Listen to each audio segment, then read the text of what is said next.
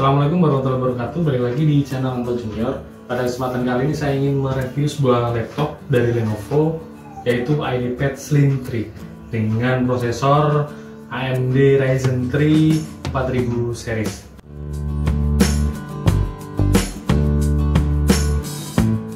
Bagaimana dengan performa dan spesifikasi dari laptop ini? Buat teman-teman yang sedang mencari laptop, video ini bisa menjadi referensi. Mungkin performa dan spesifikasi yang nanti akan saya jelaskan sesuai dengan kebutuhan yang sedang teman-teman cari.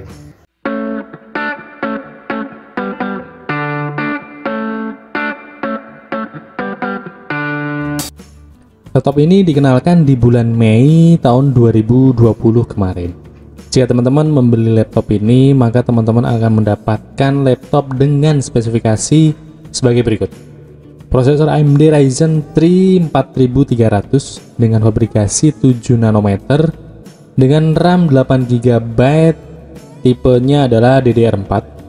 Tempat penyimpanan sudah menggunakan SSD ya, dengan kapasitas 512 GB yang membuat laptop ini semakin kencang performanya. Teman-teman tidak akan mendapatkan optical drive pada laptop ini ya.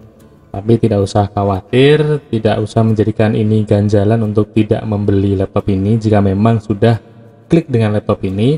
Kenapa? Karena optical drive untuk saat ini juga jarang dipakai ya menurut saya. Untuk transfer file biasanya kita sudah menggunakan flash disk, dan driver-driver kalau misalnya kita membeli perangkat, kebanyakan vendor sudah menyediakannya secara online. Jadi kita tinggal download saja.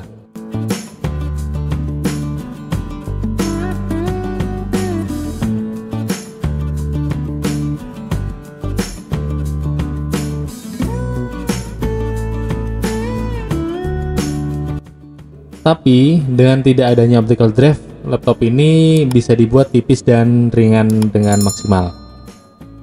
Ngomongin soal tipis, laptop ini mempunyai tebal 1,9 cm. Dimensi komplitnya seperti ini.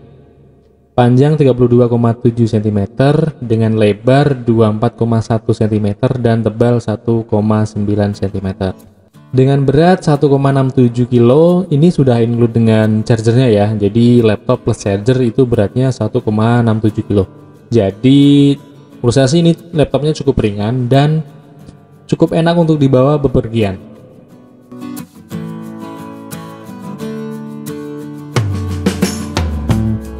Pada layarnya memiliki lebar 14 in dengan resolusi Full HD 1920 x 1080 pixel dengan refresh rate 60 Hz dengan menggunakan panel IPS.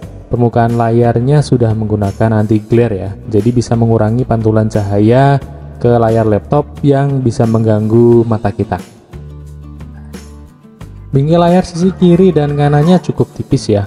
Untuk sisi atasnya masih cukup lumayan tebal karena ada kamera web. Uniknya kamera ini dilengkapi dengan tombol yang bisa digeser untuk menutupi kameranya.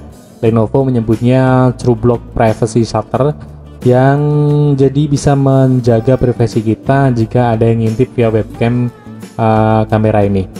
Karena bisa aja kalau kita sedang online, ada yang iseng masuk ke komputer kita lewat jaringan internet dan mengaktifkan kamera webcam kita. Jadi dan tanpa disadari orang lain akan melihat kita. Ketika kamera on pun akan tertutup dengan tombol ini. Idenya cukup sederhana tapi cukup membantu kita untuk menjaga privasi kita agar tetap terlindungi. Walaupun mungkin ini kejadian yang mungkin jarang ya kita temui ya, tapi ya buat jaga-jaga nggak masalah. Layar laptop ini bisa direbahkan 180 derajat ya.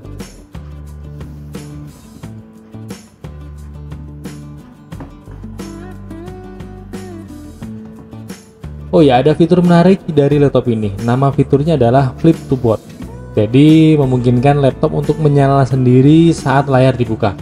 Untuk mengaktifkannya, teman-teman mesti install software bawaan Lenovo ya. Namanya Lenovo Vantage. Jadi misalnya teman-teman sudah shutdown laptopnya dan besoknya misalnya akan memakai laptop itu lagi, tinggal dibuka layarnya saja, maka laptop akan otomatis nyala tanpa teman-teman pencet tombol powernya. Laptop ini dilengkapi dengan 12 speaker yang diletakkan di depan, di kiri dan di kanan. Dengan software Dolby Audio, kita bisa atur profil audionya ya. sesuai dengan apa yang kita mau. Suaranya nggak kenceng-kenceng banget, tapi cukuplah untuk dengerin musik atau nonton film di kamar. Tombol power ada di sebelah kanan atas berbentuk bulat. Ada 3 buah slot USB, 2 slot USB dengan tipe 3.1 dan 1 slotnya dengan tipe 2.0. Ada slot HDMI, ada satu slot SD card reader, kemudian input jack speaker 3,5 mm, slot charger, dan lampu indikator yang ada di samping kiri laptop. Ketahanan baterai laptop ini cukup baik menurut saya, dengan kapasitas baterai 35 Wh dengan sistem integrated ya, alias baterainya tidak bisa dilepas.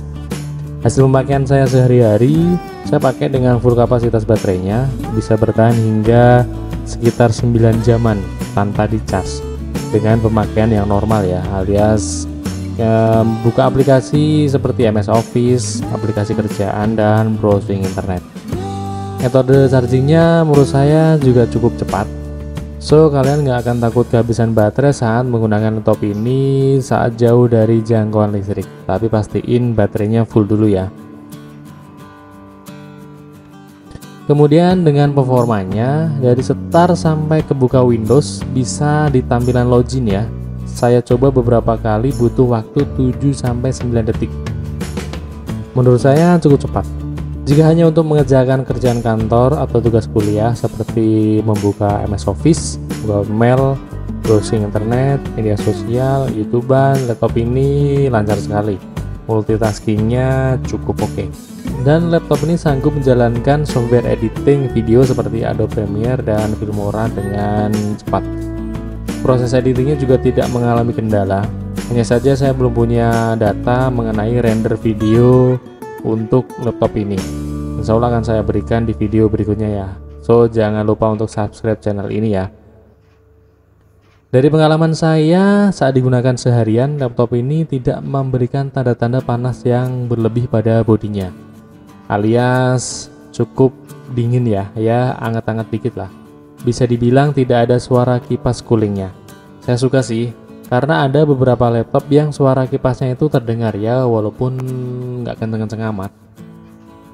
Menurut saya sistem coolingnya laptop ini cukup bagus. Dengan kisi-kisi udara di bagian bawah, saya saranin sih ada bantuan kipas cooling pad ya, tambahan agar sirkulasi udaranya semakin bagus.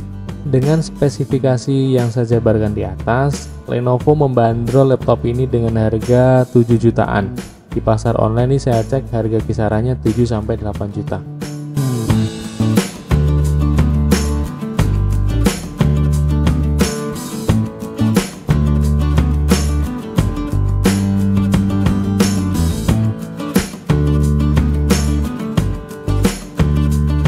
Kesimpulan saya adalah dengan desain yang kekinian, slim, cukup enak untuk dipakai buat kalian yang punya aktivitas mobil yang cukup tinggi.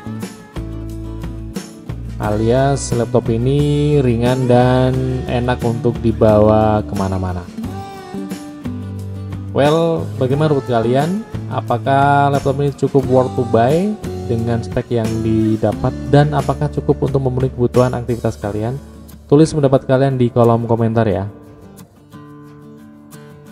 Itu tadi teman-teman review laptop Lenovo IdeaPad Slim 3. Buat teman-teman yang punya pengalaman dengan laptop ini, bisa share pengalamannya di kolom komentar. Mudah-mudahan video dari saya bermanfaat, dan sampai ketemu lagi di video-video saya selanjutnya, dan wassalamualaikum warahmatullahi wabarakatuh.